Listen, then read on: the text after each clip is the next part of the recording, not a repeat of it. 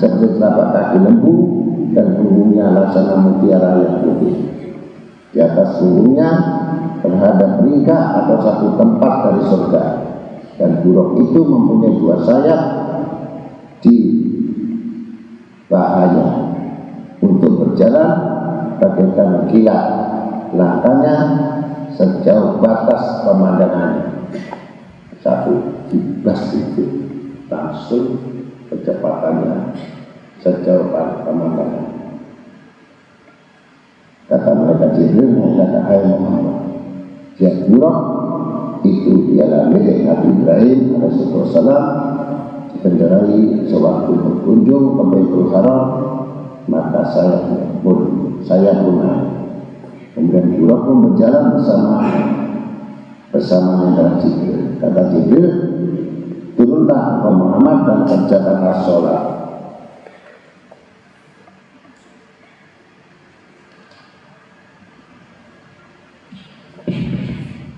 Kata Nabi Sallallahu Alaihi Wasallam,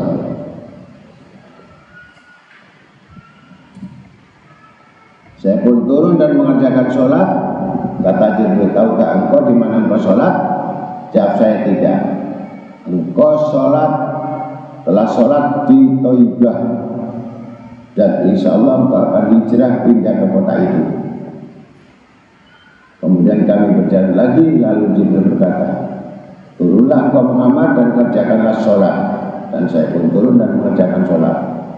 Kata Jibril, tahukah engkau di mana engkau sholat? Tidak. Jawab Nabi SAW. Kata Jibril, engkau telah sholat di Tursina, di mana Allah Ta'ala berbicara dengan Nabi Musa AS.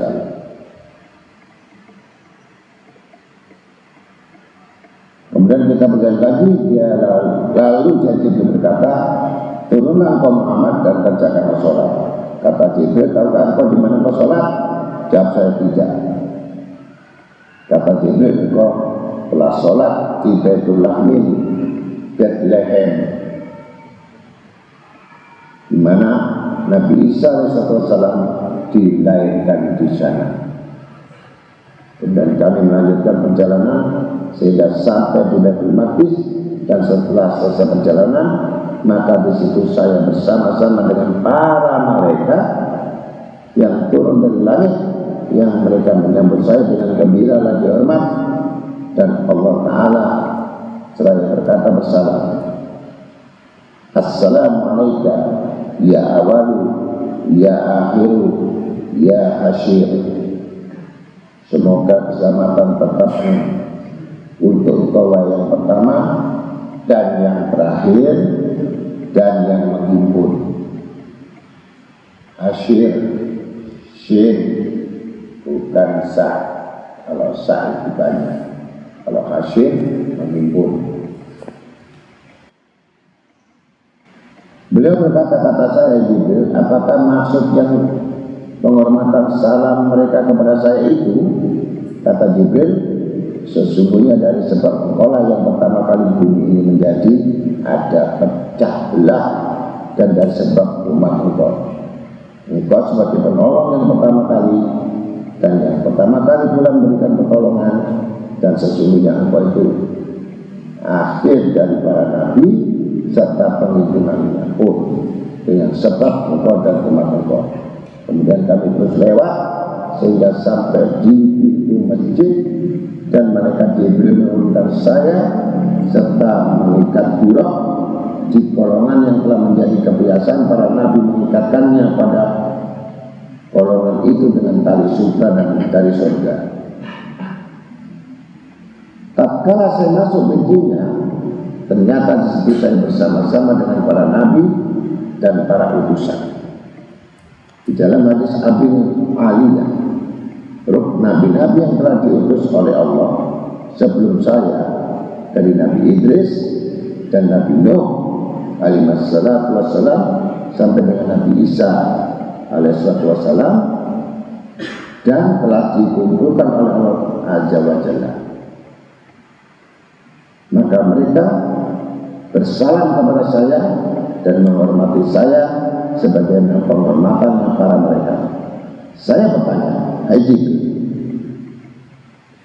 siapakah mereka itu? Itu menjawab, mereka adalah saudara-saudara engkau para nabi alaihi salatu wassalam.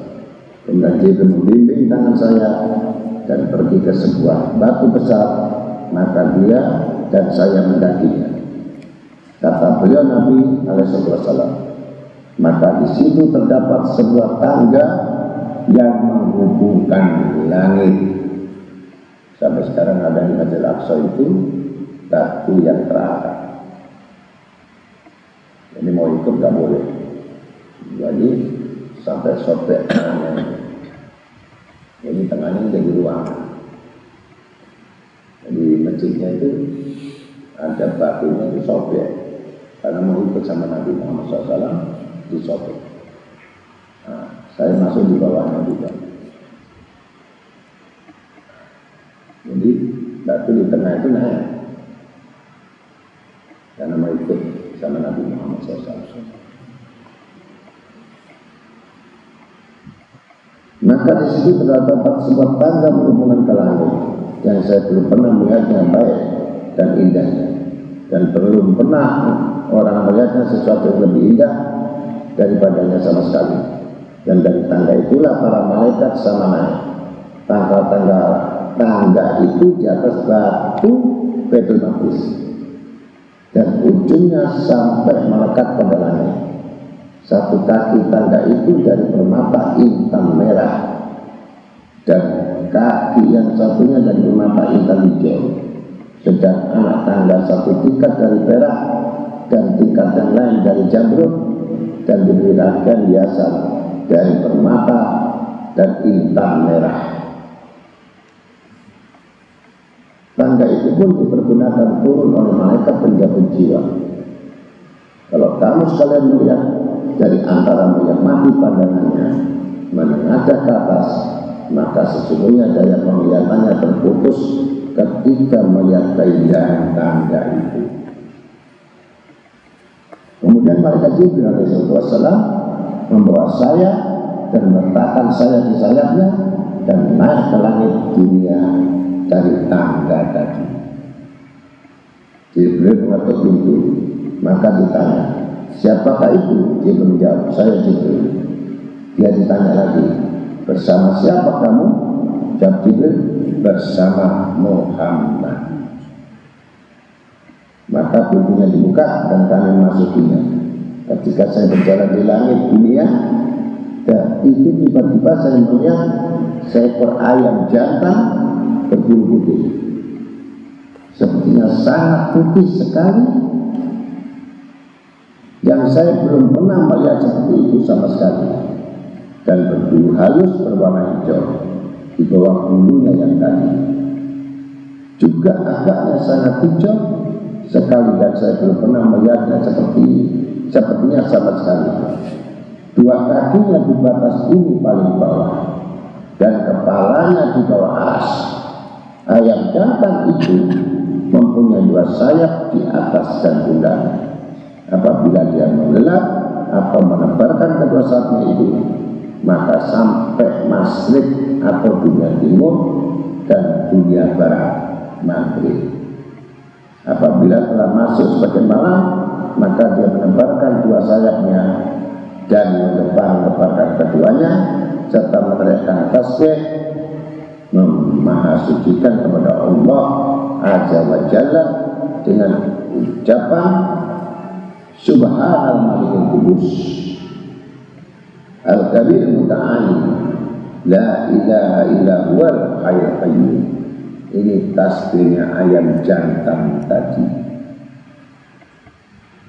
Jadi dia ada di dunia ini yang tidak bertasbih kepada Allah Ta'ala. Maha suci Allah yang Maha Raja, yang Maha Suci, yang besar, dan yang Maha Tinggi. Tidak ada Tuhan kecuali Allah. Dia yang hidup lagi tegak berdiri. Apabila dia meneriakkan tasbih itu, maka bertasbihlah ayam-ayam jantan di bumi seluruhnya. Dan Tepal-tepalkan sayapnya serta mulai berkokok. Jadi ikut ayam-ayam semua. Kalau ayam jantan yang bilang itu bergigian, maka ayam jantan yang dimukul di bumi pun berhenti pula. Rasulullah SAW bersabda, semenjak saya melihat ayam jantan itu, masih saja saya rindu melihatnya untuk kedua kalinya. Beliau Nabi SAW kemudian saya naik langit kedua dan Jibril minta dibukakan pintu dan sampai selesai. Demikian juga ke langit ketiga, keempat, kelima, keenam, dan ke langit ketujuh. Setelah pintu dibuka dan kami masuk, kami dapatkan seorang laki-laki yang sudah berubah, sedang duduk di atas kursi di pintu surga, dan di sisinya ada kaum orang-orang yang duduk berwajah putih. Maka saya tanyakan kepada Jibril alaihissalam, "Hei Jibril, siapakah yang sudah berubah itu? Dan siapa pula mereka itu, dan sungai-sungai apakah ini?"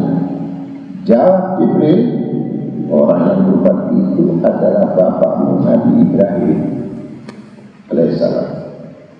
Orang yang pertama kali berubah di bumi atau di dunia. Adapun mereka orang-orang berwajah putih adalah kaum yang tidak mencampurkan imannya dengan tindakan aniaya atau maksiat." Kata Rasulullah SAW, dan waktu itu Nabi Ibrahim bersandar pada sebuah rumah. Maka Jibril menjawab, rumah itu ialah Baitul Ma'mur, yang tiap-tiap hari dimasuki oleh 70.000 malaikat, dan apabila mereka telah keluar, maka tidak akan kembali lagi. Kata Nabi SAW, maka Jibril membawa saya di Sidratul Muntaha, maka dia adalah merupakan sebatang pohon yang mempunyai daun yang banyak. Selembar daunnya menutup dunia seisinya, dan buahnya tempatnya airnya Siti Hajar yang keluar dari bawah 4 buah sungai, 2 sungai di luar dan sungai di dalam.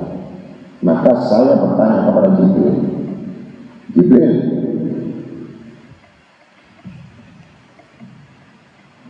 menjawab, adapun 2 sungai yang di dalam ialah di surga, sedang 2 yang di luar ialah sungai Nil dan sungai Furat.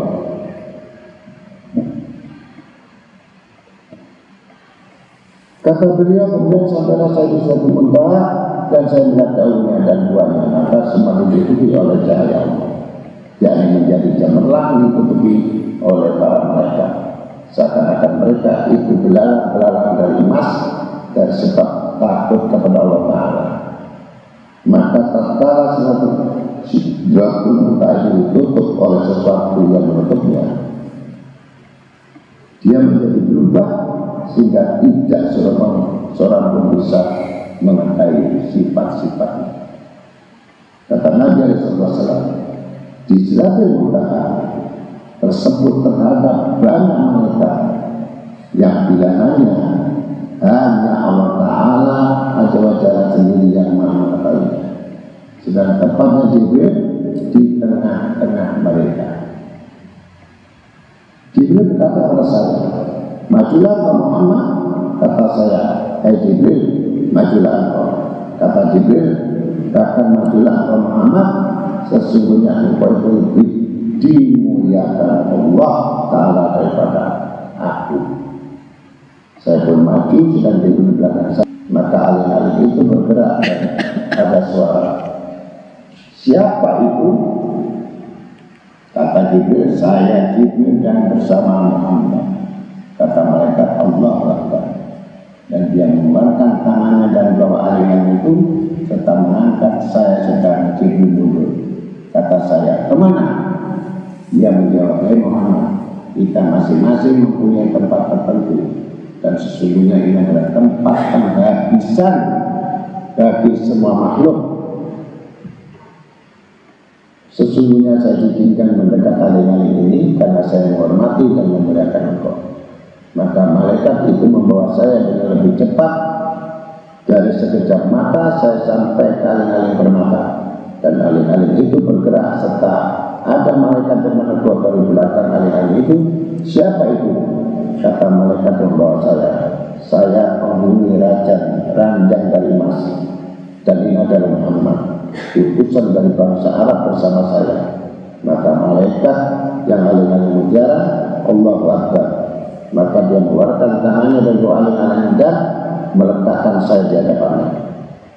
Maka dengan saya mengalami perjalanan dari aling ke aling-aling yang lain, yang tiap-tiap aling-aling itu hijab, jauh perjalanannya 500 tahun dari hijab satu ke hijab yang lain, 500 tahun.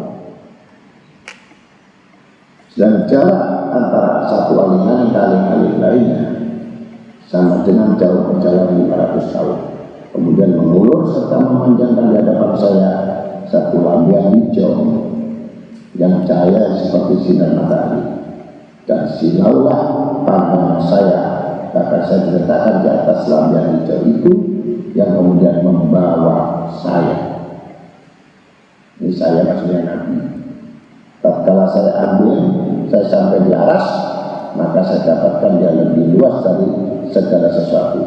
Dan Allah Ta'ala telah mendekatkan saya kepada aras itu, maka setetes air dari aras itu terjatuh di mulut saya. Tidak ada yang orang pernah merasakan lebih manis daripadanya. Maka Allah mengatakan pada saya perintah orang-orang terdahulu dan yang kemudian, dan menjadi lancarlah lisan saya sesudah keadaan yang lemah dan sebab takutnya kepada Allah SWT. Maka kata saya, kata Nabi Muhammad SAW, "At-tahiyatu wa salatu wa thayyibah." Segala penghormatan itu bagi Allah, dan itu juga semua selawat dan kebaikan. Maka firman Allah Ta'ala, "Sana'uhu assalamualaikum ayyuhan nabiyyu wa rahmatullahi wabarakatuh." Segala keselamatan tetap untuk engkau hai Nabi, dan dengan juga rahmat Allah dan berkahnya. Jawab Nabi lagi, "Assalamu alaina wa ala ibadillahi sholihin." Ini tanya jawab pertanyaan. Allah mengucapkan salam, Nabi menjawab. Allah mengucapkan salam, Nabi terus menjawab. Itu dialog langit. Sholat itu adalah dialog Allah dan Rasulullah. Dari at-tahiyatu barakatuh suatu thayyibah.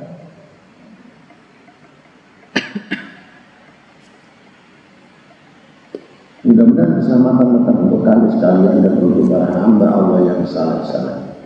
Maka Tuhan saya Azza wa Jalla berfirman kepada saya, "Hai Muhammad, engkau telah aku jadikan sebagai kekasih, sebagaimana aku telah menjadikan Ibrahim sebagai kekasih.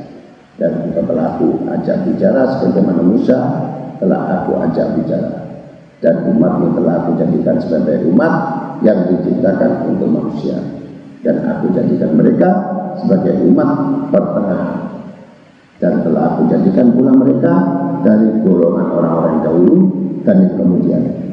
Maka ambillah apa-apa yang telah aku datangkan kepada engkau, dan jadilah engkau dari golongan mereka yang selalu berterima kasih."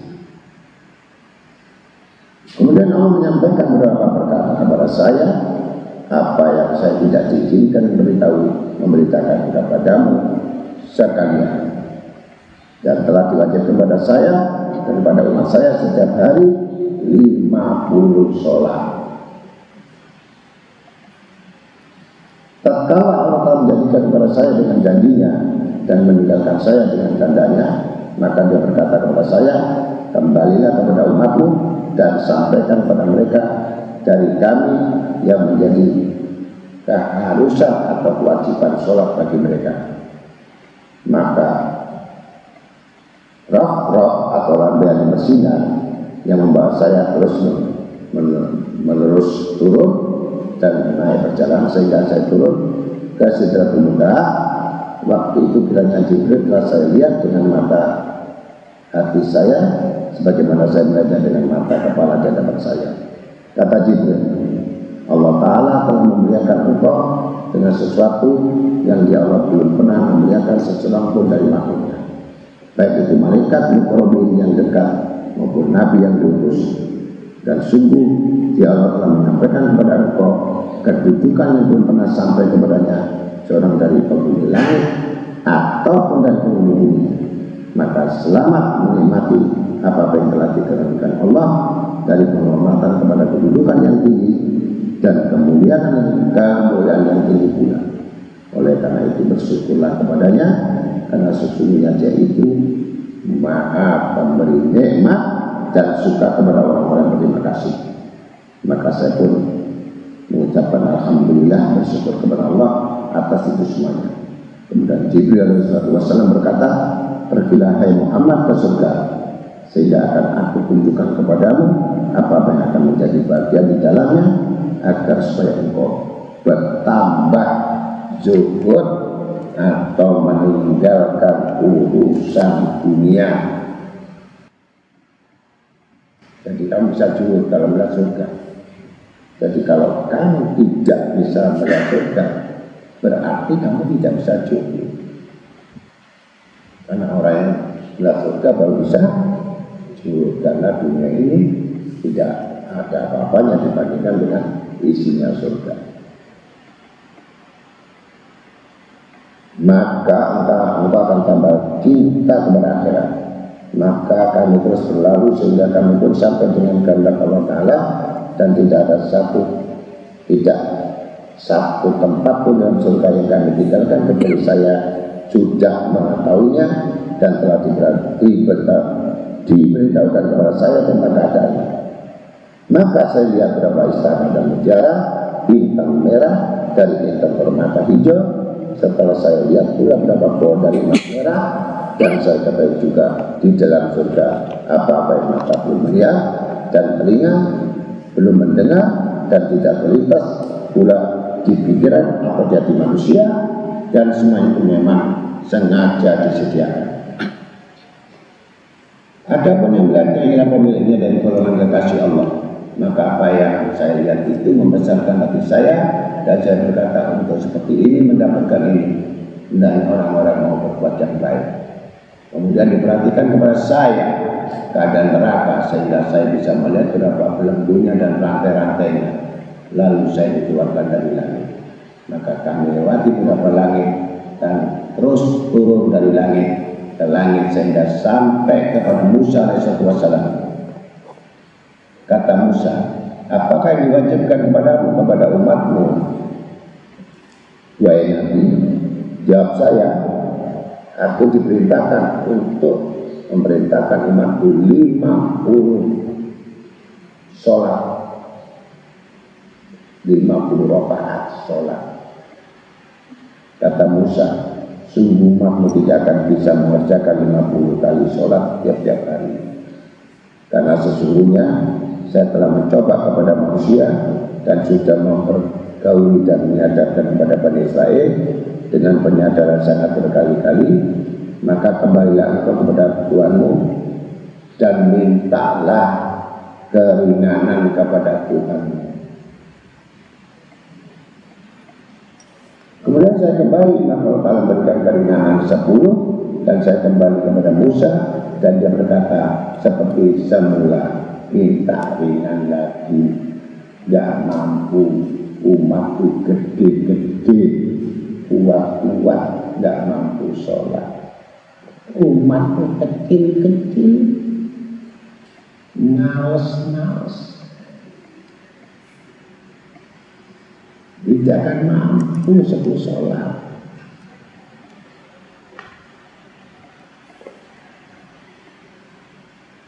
Maka saya kembali kepada Allah Ta'ala, dan Dia telah meringankan lagi 10. Kurangi lagi, saya kembali lagi kepada Musa, dan Musa juga berkata lagi seperti semula.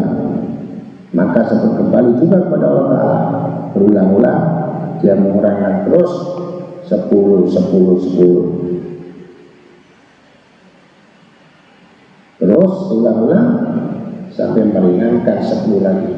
Saya turun kepada Musa, dan Musa masih juga berkata seperti semula, masih kurang,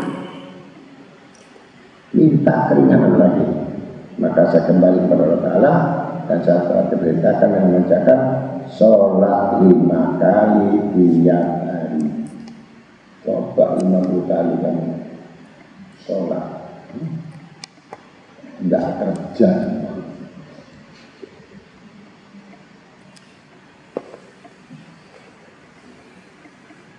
Saya turun sampai kepada Musa, dan dia masih juga mengatakan, sungguh umatmu tidak akan bisa mengerjakan sholat 5 kali sehari, karena sungguh saya telah mencoba manusia dan telah pula mempergauli dan menyadarkan Bani Israel dengan penyadaran berkali-kali.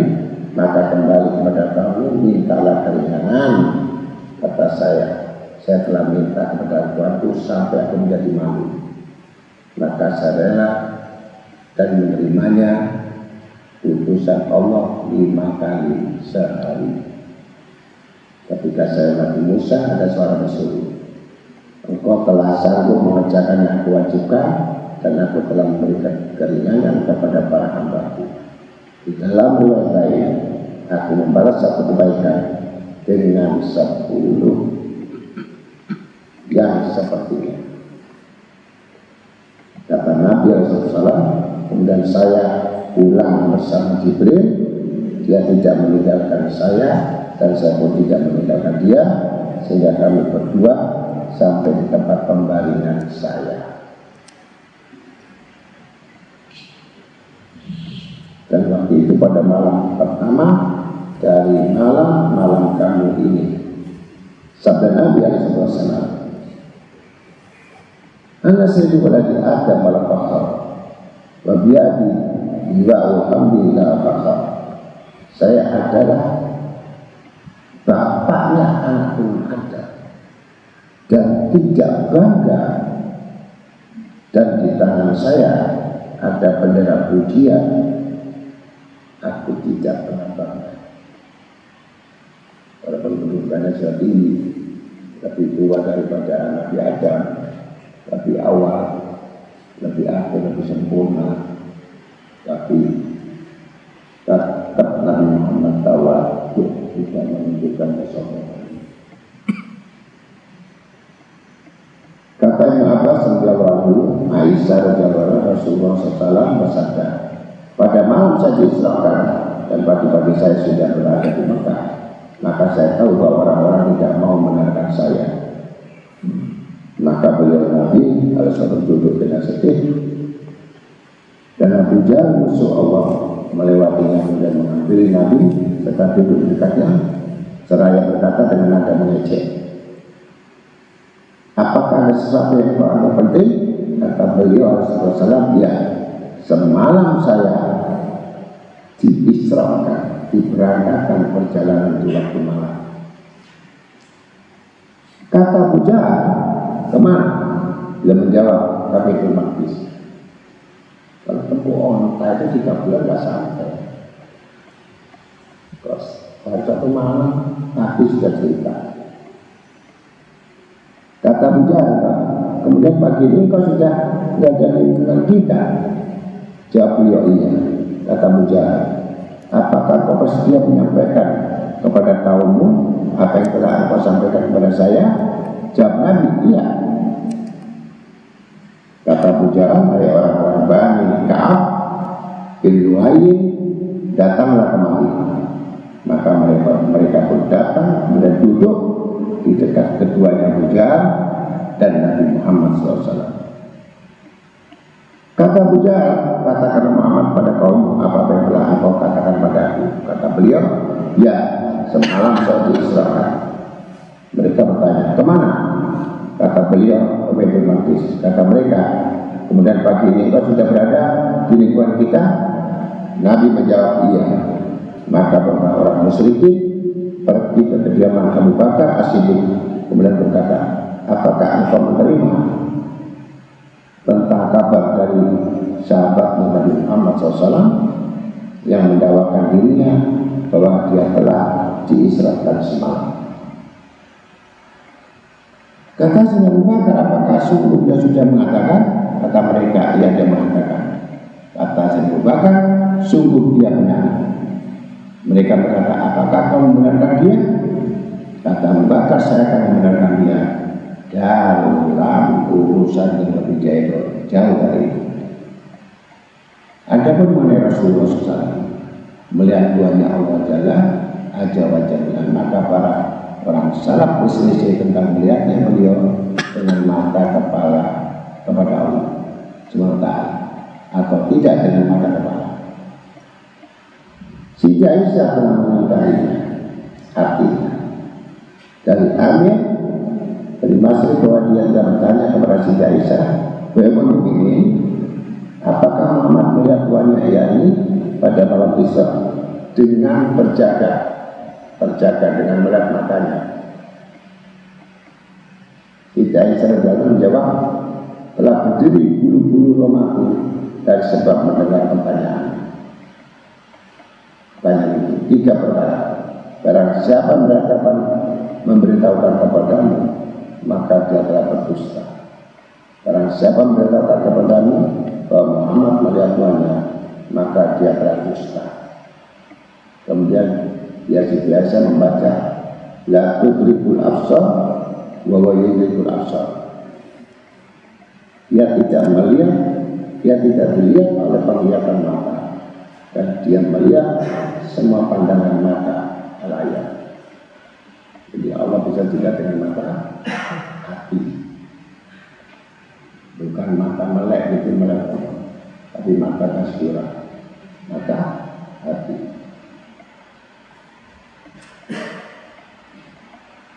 Dan hadisnya telah dituturkan sebuah jamaah atau sekelompok telah berkata dengan dasar kata Siti Aisyah yang telah masyhur dari Ibnu Mas'ud dan semisalnya dari Abu Hurairah radhiyallahu anhu berkata, sesungguhnya Jibril telah melihat dan juga diperselisihkan.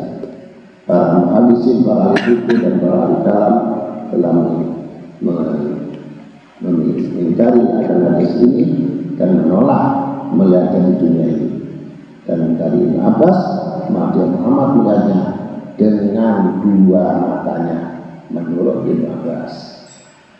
Apa berarti dari Ibnu Abbas? Bahwa dia melihatnya dengan mata hatinya. Dari Abi Aliyah, dari Ibnu Mas'ud bahwa dia Muhammad melihatnya dengan mata hati dua kali. Ibnu Al-Ishaq menyebutkan bahwa Ibnu Umar telah utusan kepada Ibnu Abbas menanyakan, apakah Muhammad melihat tuannya? Maka Ibnu Abbas menjawab, iya. Yang paling masuk dari Ibnu Abbas bahwa Muhammad telah melihat tuannya dengan dua mata kepalanya. Yang demikian itu telah diriwayatkan beberapa jalan. Kata Ibnu Abbas, sesungguhnya Allah Ta'ala telah mengistimewakan Musa dengan bercakap-cakap dengan Ibrahim dengan kasih, dan Muhammad diberikan keistimewaan dengan melihat. Hujah atau dalil digunakan ialah firman-Nya. Maka dapat Fatimah ala mayar wala fatrahu najalata ukhra.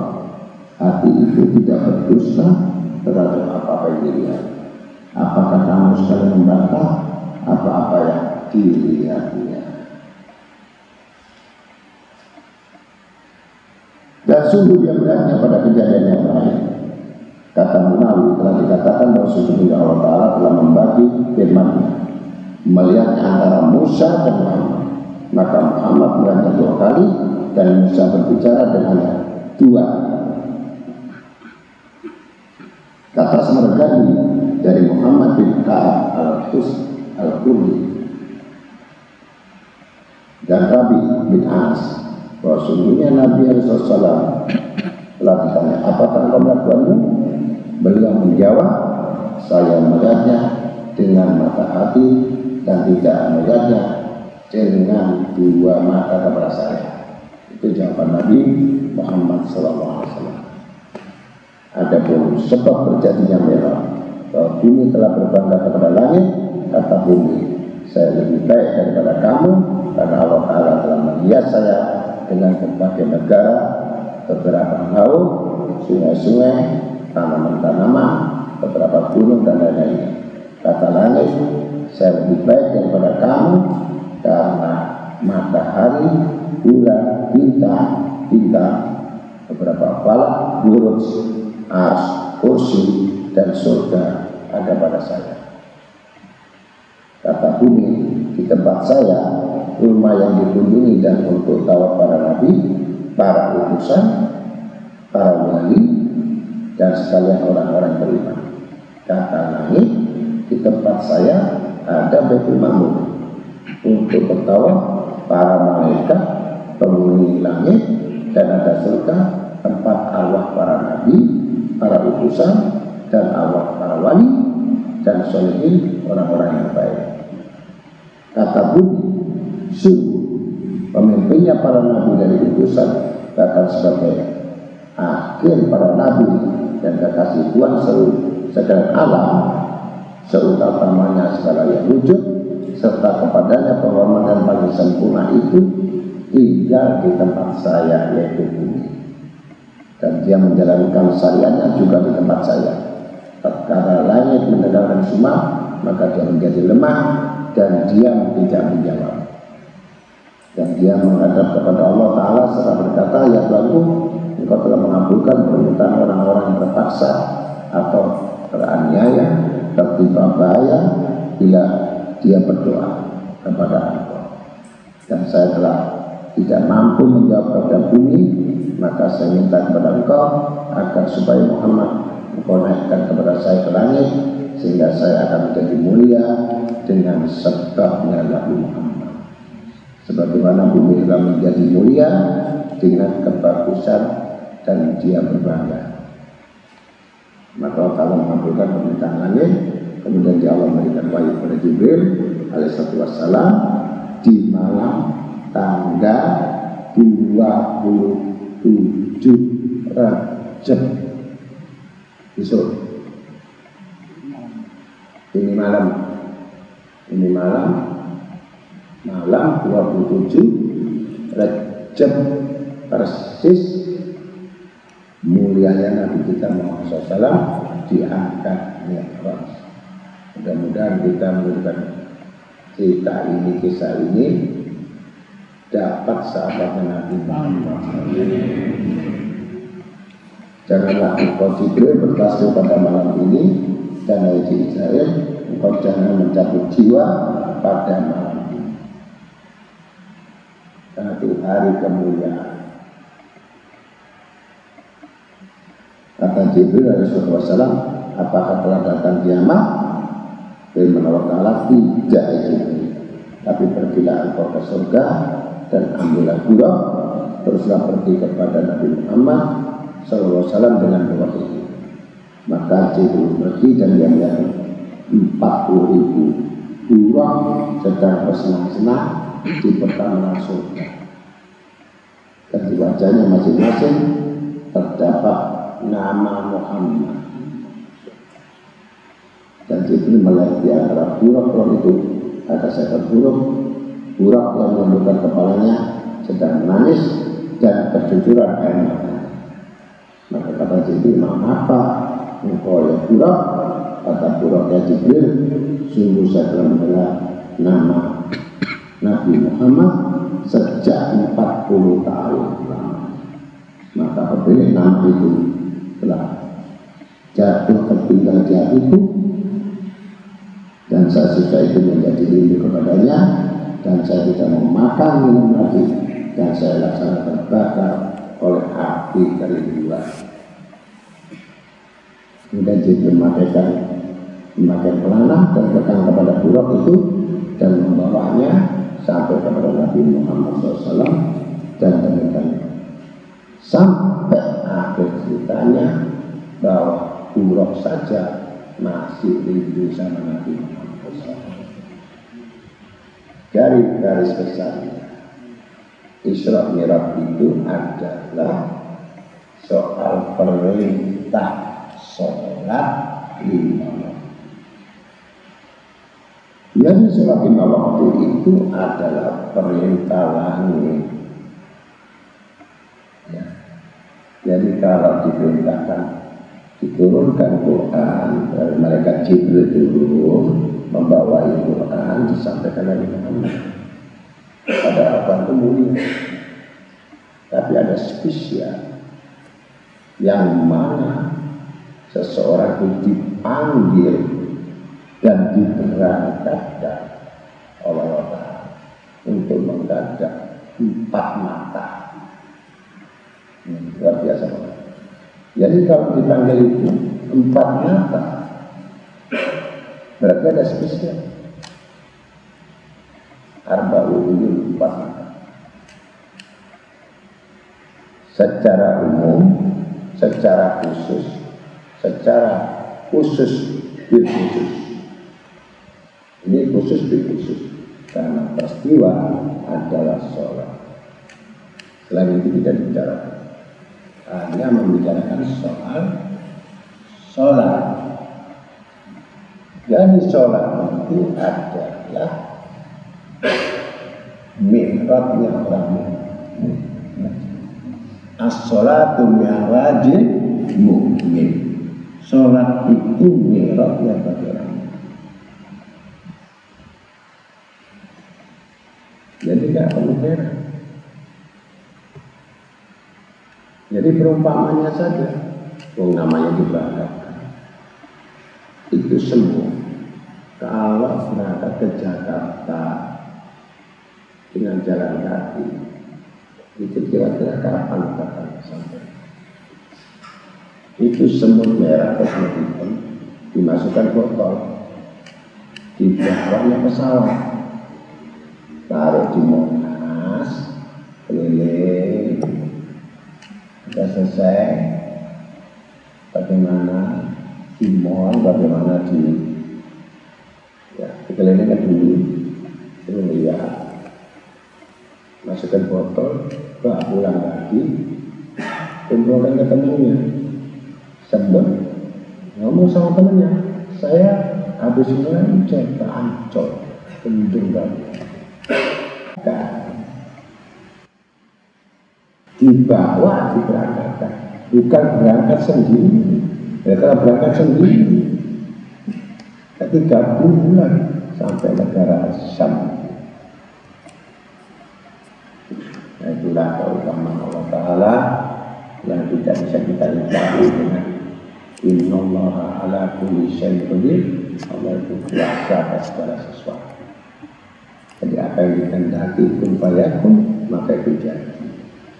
Jadi yang penting kita harus meyakini orang beriman bahwa serta umat adalah umat Nabi Muhammad SAW. Mudah-mudahan peristiwa malam 27 Rajab adalah tepatnya malam ini juga kita menceritakan tentang prioritas yang paling utama adalah intisari atau poin daripada Isra wal Mi'raj adalah jangan tinggalkan sholat 5 waktu. Itu saja. 5 waktu. Ini bukan main-main perjuangan Nabi kita Muhammad SAW agar kita ini mendapatkan sesuatu yang paling tinggi derajatnya nanti di dalam surga dibandingkan umat-umat yang lain. Wallahu a'lam bishawab. Wassalamualaikum warahmatullahi wabarakatuh. Allahumma salli